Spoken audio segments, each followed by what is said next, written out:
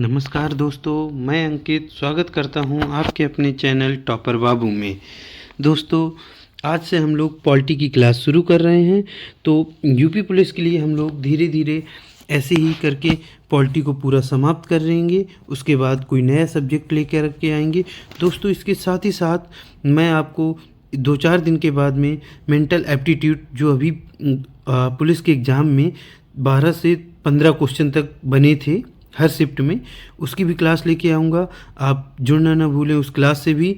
तो चलिए दोस्तों, शुरू करते हैं इस क्लास को। और ये क्लास है प्रैक्टिस सेट नंबर 1 और संवैधानिक इतिहास की क्लास है, पहली क्लास है। चलिए दोस्तों, शुरू करते हैं। तो दोस्तों, हमारा पहला क्वेश्चन है, देखिए पहला क्वेश्चन हम देखते हैं, निम्नलिखित में से किस अधिनियम के अंतर्गत भारतीय विधान परिषद को बजट पर बहस करने की शक्ति प्राप्त हुई। देखिए दोस्तों, पहले भारत के संविधान में जब अंग्रेज हमारे यहाँ शासन कर रहे थे, उस समय पर हम लोगों को बजट आता भी था ना अपने यहाँ, तो उस पर बहस करने की या क्वेश्चन पूछने की अनुमति नहीं थी। इस पर बजट पर बहस करने की शक्ति प्राप्त हुई, बट इसमें क्या था कि शक्ति तो प्राप्त हो गई हम लोगों को, लेकिन सिर्फ क्वेश्चन पूछने की, आंसर देना ना देना उनकी मर्जी थी। तो देखिए दोस्तों, इसका पहला ऑप्शन है भारत परिषद अधिनियम 1861, दूसरा ऑप्शन है भारतीय परिषद अधिनियम 1892, तीसरा ऑप्शन है भारतीय परिषद अधिनियम 1909, चौथा है अधिनियम 1919। तो दोस्तों, इसका आंसर है भारतीय परिषद अधिनियम 1992, ऑप्शन नंबर बी। देखते हैं दोस्तों नेक्स्ट क्वेश्चन। नेक्स्ट क्वेश्चन है, संविधान सभा में सदस्यों का चुनाव कैसे हुआ।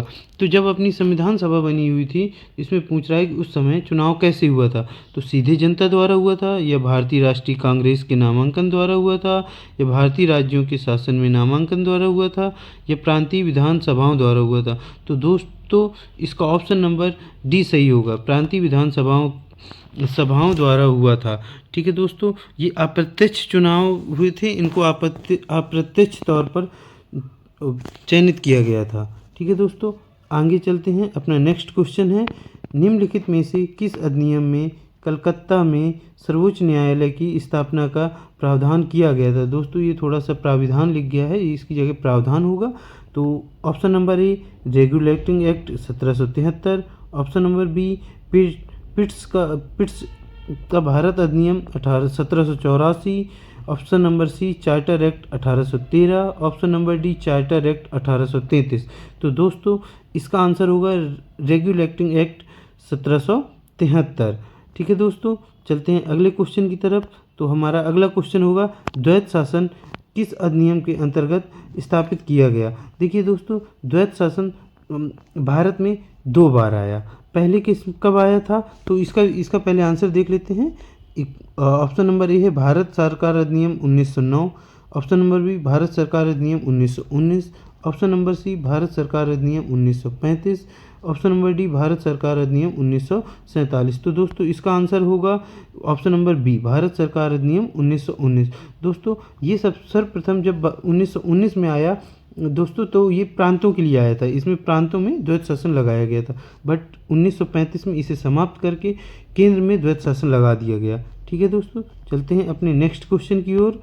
दोस्तों, तो अपना नेक्स्ट क्वेश्चन है, कैबिनेट मिशन योजना के अंतर्गत संविधान निर्मात्री परिषद में प्रत्येक प्रांत को आवंटित सदस्य संख्या निर्धारित करने के लिए एक प्रतिनिधि कितनी जनसंख्या के अनुपात में था। तो दोस्तों, जो अपने उस समय कैबिनेट मिशन योजना के अंतर्गत संविधान का निर्माण करने के लिए जो परिषद बनी थी, तो उसमें प्रत्येक 10 लाख व्यक्तियों का प्रतिनिधित्व एक व्यक्ति कर रहा था, जो प्रांतों से चुने गए थे। ठीक है दोस्तों, तो इसका आंसर होगा, क्या होगा, ऑप्शन नंबर सॉरी दोस्तों, ये सी की जगह बी और बी की जगह सी हो गया है, तो कोई बात नहीं, इसमें इसके हिसाब से ऑप्शन नंबर बी है, 10 लाख प्रति व्यक्ति पर एक व्यक्ति को चुना गया था। ठीक है दोस्तों, ये अप्रत्यक्ष चुनाव हुआ था इनको।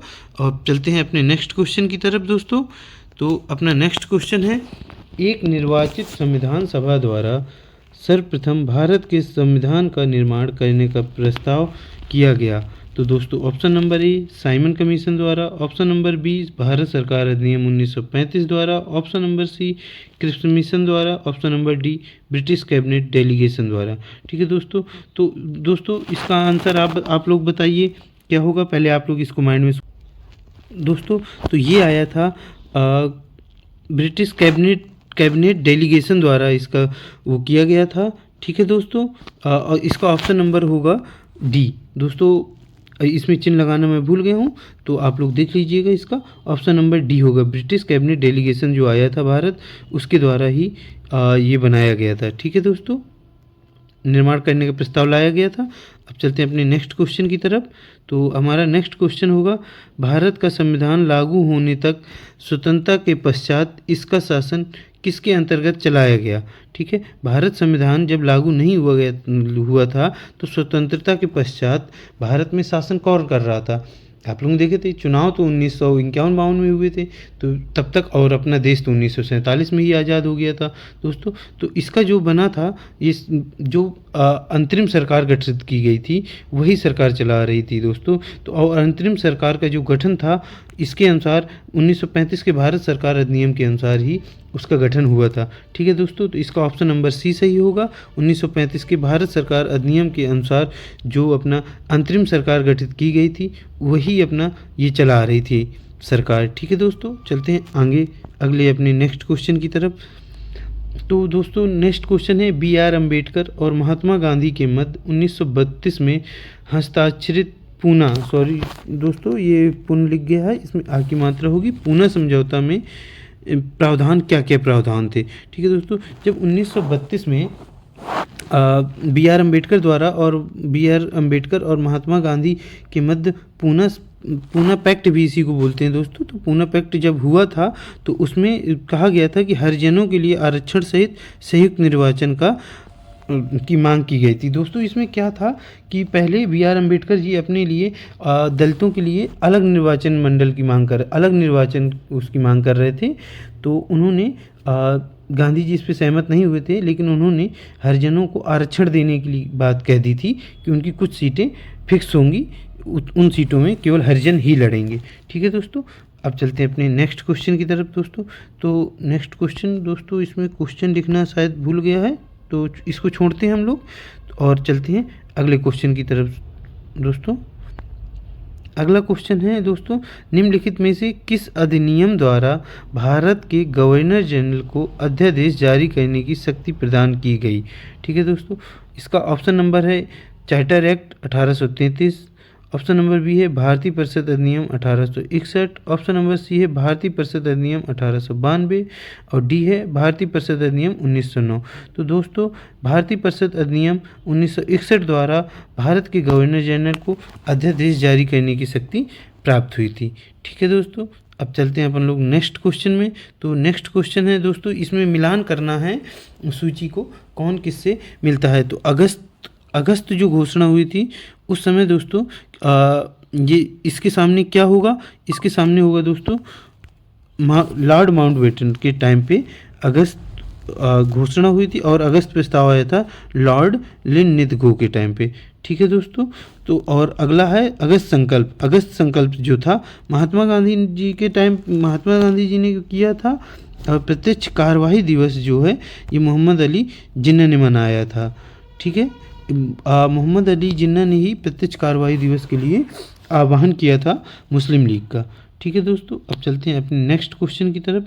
तो अपना नेक्स्ट क्वेश्चन है, रेगुलेटिंग एक्ट कब पारित किया गया। दोस्तों अभी हमने पीछे पढ़ा हुआ था कि रेगुलेटिंग एक्ट 1773 के द्वारा ही भारत में सर्वोच्च न्यायालय स्थापित करने के लिए रेगुलेटिंग एक्ट 1773 में प्रावधान किया गया था। ठीक है दोस्तों, तो इसका ऑप्शन क्या होगा, ए, ऑप्शन नंबर ए होगा 1773 ईस्वी। ठीक है दोस्तों, अब चलते हैं अपने नेक्स्ट क्वेश्चन की तरफ। तो अब दोस्तों अपना नेक्स्ट क्वेश्चन है, भारत के गवर्नर जनरल को किस एक्ट के द्वारा अपनी समिति के निर्णय को अस्वीकार करने का अधिकार मिला।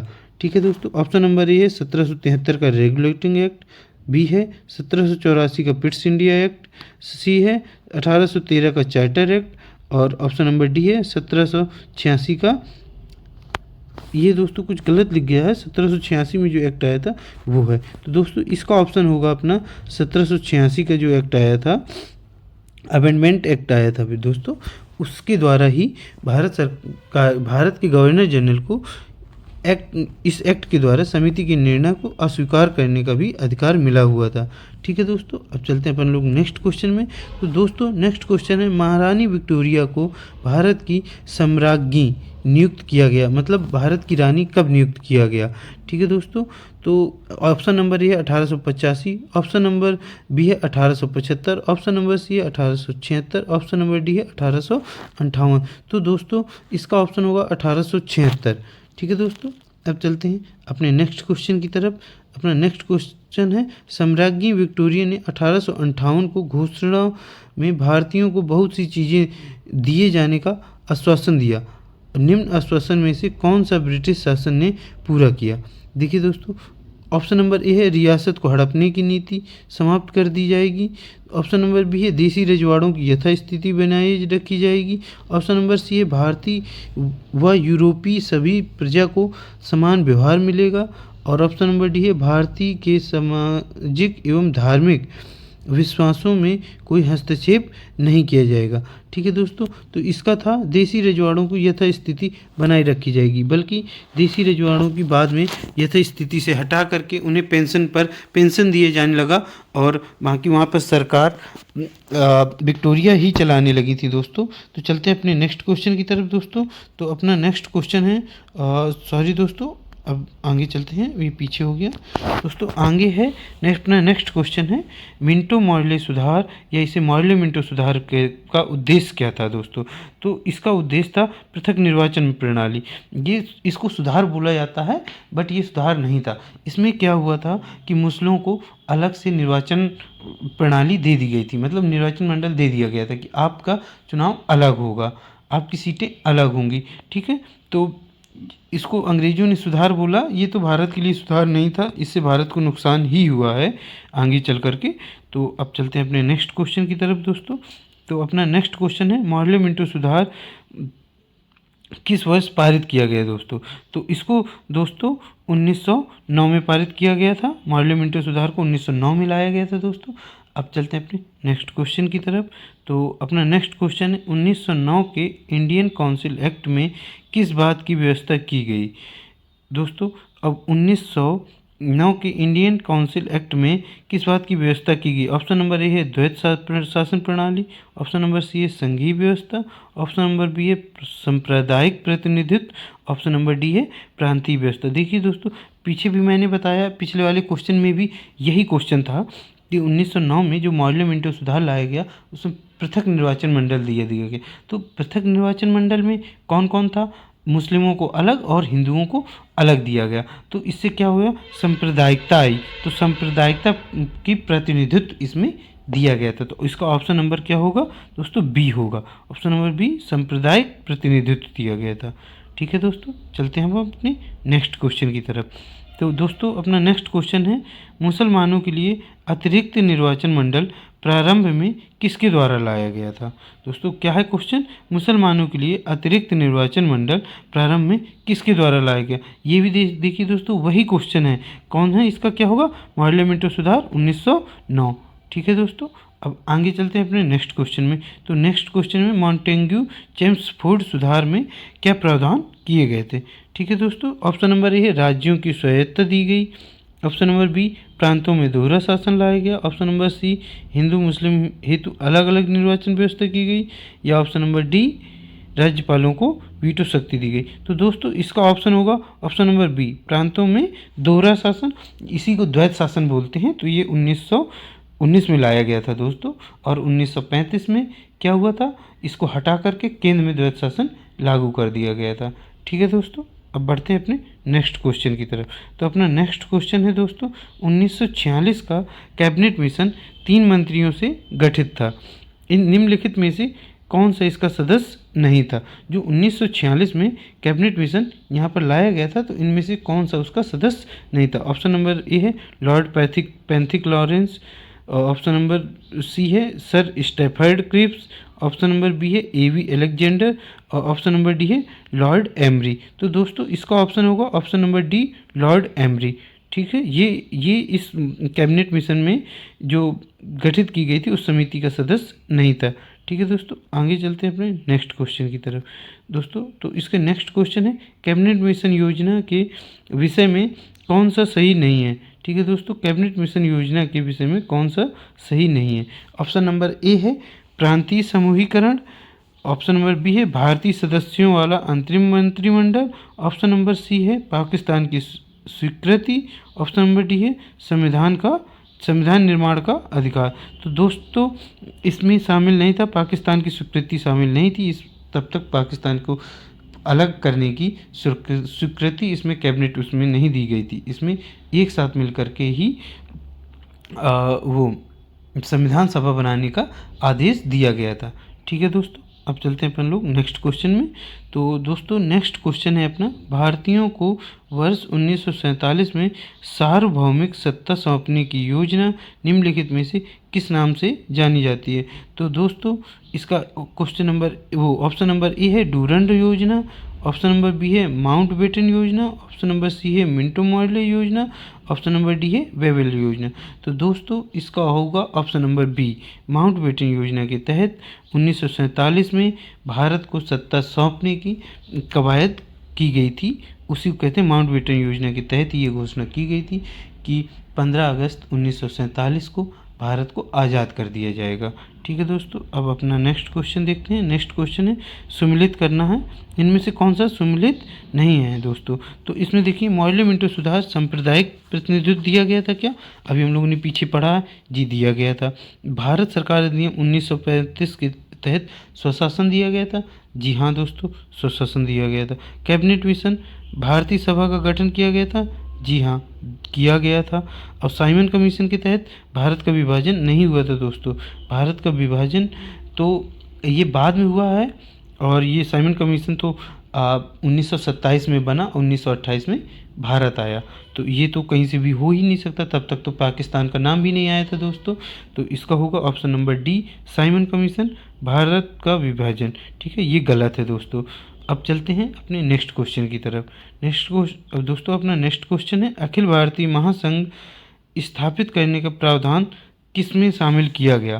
दोस्तों तो ऑप्शन नंबर ए है इसका भारत सरकार अधिनियम 1935, ऑप्शन नंबर बी है अगस्त प्रस्ताव 1940, ऑप्शन नंबर सी है भारत सरकार अधिनियम 1919, और ऑप्शन नंबर डी है कैबिनेट मिशन प्रस्ताव 1946। तो दोस्तों इसका आंसर होगा ऑप्शन नंबर ए, भारत सरकार अधिनियम 1935 के तहत अखिल भारतीय महासंघ स्थापित करने का प्रावधान किया गया।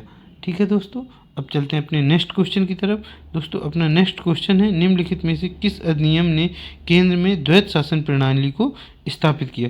तो दोस्तों इसका ऑप्शन नंबर ए है भारत सरकार अधिनियम 1935, ऑप्शन नंबर बी है भारत सरकार अधिनियम 1919, और ऑप्शन नंबर डी है भारत परिषद अधिनियम 1992, ऑप्शन नंबर सी है भारत परिषद अधिनियम 1909। तो दोस्तों इसको मैं पहले भी बता चुका हूँ कि 1919 में प्रांतों में द्वैत शासन को अंग्रेजी सरकार ने लागू किया, और उसके बाद उसे हटा करके प्रांतों में द्वैत शासन को समाप्त करके 1935 में केंद्र में द्वैत शासन को लागू किया गया दोस्तों। तो इसका ऑप्शन नंबर क्या सही होगा, ऑप्शन नंबर ए, भारत सरकार शासन अधिनियम 1935। ठीक है दोस्तों, ये PCS 2014 का प्री का क्वेश्चन है। देखिए मैंने बीच बीच में लिखी भी है कि ये क्वेश्चन कब आया। ठीक है दोस्तों, अब चलते हैं अपने नेक्स्ट क्वेश्चन की तरफ। तो दोस्तों अपना नेक्स्ट क्वेश्चन है संघीय प्रणाली का पहला प्रयास भारत सरकार अधिनियम और ... किया गया, कब किया गया। संघीय प्रणाली का पहला प्रयास भारत सरकार अधिनियम किस अधिनियम के तहत किया गया। तो दोस्तों इसका ऑप्शन नंबर ए है 1919, option number B option number A है 1909, ऑप्शन नंबर बी है 1919, ऑप्शन नंबर सी है 1935, और ऑप्शन नंबर डी है 1919। ये सॉरी दोस्तों ये 2 बार लिख गया है, कोई बात नहीं, बट इसका आंसर है ऑप्शन नंबर सी, 1935 के तहत भारत सरकार अधिनियम 1935 के तहत संघीय प्रणाली का पहला प्रयास किया गया। ठीक है दोस्तों, अब चलते हैं अपन लोग नेक्स्ट क्वेश्चन में। तो दोस्तों नेक्स्ट क्वेश्चन है किस अधिनियम की प्रमुख विशेषता प्रांतीय स्वायत्तता थी। ठीक है दोस्तों, ऑप्शन नंबर ए है 1935, ऑप्शन नंबर बी है 1919, ऑप्शन नंबर सी है 1904, ऑप्शन नंबर डी है 1858। किस अधिनियम की प्रमुख विशेषता प्रांतीय स्वायत्तता थी। तो प्रांतीय स्वायत्तता कब दी गई दोस्तों? 1935 में ही भारत को प्रांतीय स्वायत्तता दे दी गई थी। ठीक है दोस्तों, अब चलते हैं अपन लोग नेक्स्ट क्वेश्चन में। तो दोस्तों नेक्स्ट क्वेश्चन है, भारत में सचिव का पद किसके द्वारा निर्मित किया गया, मतलब किस अधिनियम के द्वारा सचिव का पद निर्मित किया गया? तो दोस्तों एक ऑप्शन नंबर ए है मॉडल मिंटो सुधार 1909, ऑप्शन नंबर बी है भारत सरकार अधिनियम 1958, ऑप्शन नंबर सी है भारतीय परिषद अधिनियम 1861, ऑप्शन नंबर डी है मॉन्टेग्यू चेम्सफोर्ड सुधार, ये आया था दोस्तों 1919 में। ठीक है दोस्तों, तो इसका बताइए आप लोग क्या आंसर होगा? दोस्तों इसका आंसर होगा ऑप्शन नंबर बी भारत सरकार अधिनियम 1858 में। जब 1857 की क्रांति हुई उसके बाद ये ईस्ट इंडिया कंपनी से शासन अंग्रेजी सरकार को दे दिया गया दोस्तों। ठीक है दोस्तों, तो इसका ऑप्शन नंबर बी सही होगा। अब अपन लोग चलते हैं अपने नेक्स्ट क्वेश्चन की तरफ। तो अपना नेक्स्ट क्वेश्चन है, किस भारत सरकार अधिनियम के तहत पहली बार विधायिका में कुछ निर्वाचित प्रतिनिधित्व की मंजूरी दी गई? ठीक है दोस्तों, तो इसका ऑप्शन नंबर ए है भारत सरकार अधिनियम 1858, ऑप्शन नंबर बी है भारत सरकार अधिनियम 1909, ऑप्शन नंबर सी है भारत सरकार अधिनियम 1919 और ऑप्शन नंबर डी है भारत सरकार अधिनियम 1935। तो दोस्तों इसका आंसर होगा अपना ऑप्शन नंबर बी भारत सरकार अधिनियम 1909। तो चलते हैं अपन लोग अपने नेक्स्ट क्वेश्चन की तरफ दोस्तों। तो अपना नेक्स्ट क्वेश्चन है, भारत सरकार अधिनियम 1935 द्वारा स्थापित संघ में अवशिष्ट शक्तियाँ किसे दी गई? तो दोस्तों जब भारत सरकार अधिनियम 1935 आया तो उसके द्वारा जो संघ स्थापित किया गया तो अवशिष्ट शक्तियाँ किसको दी गई? तो ऑप्शन नंबर ए संघीय विधानमंडल को, ऑप्शन नंबर बी है प्रांतीय विधानमंडल को, ऑप्शन नंबर बी है गवर्नर जनरल को, ऑप्शन नंबर डी है प्रांतीय राज्यपालों को। दोस्तों जैसे अभी अपनी अवशिष्ट शक्तियाँ जो हैं इस समय अगर देखा जाए तो ये किसको प्राप्त है दोस्तों? ये अपनी अवशिष्ट शक्तियाँ जो है अभी भी समवर्ती सूची के अंतर्गत आती हैं। ठीक है दोस्तों, तो उस समय था option number B governor general को अवशिष्ट शक्तियाँ दी गई थी। ठीक है दोस्तों, अब चलते हैं अपने नेक्स्ट क्वेश्चन की तरफ। हमारा नेक्स्ट सॉरी दोस्तों, अब यहीं पे हमारे क्वेश्चन ख़त्म होते हैं दोस्तों। तो अब हम क्लास को समाप्त करते हैं और मैं विदा लेता हूँ। मिलता हूँ आपके अगले सेशन इसके अगले पार्ट में। ठीक है दोस्तों, नमस्कार, जय हिंद, जय भारत।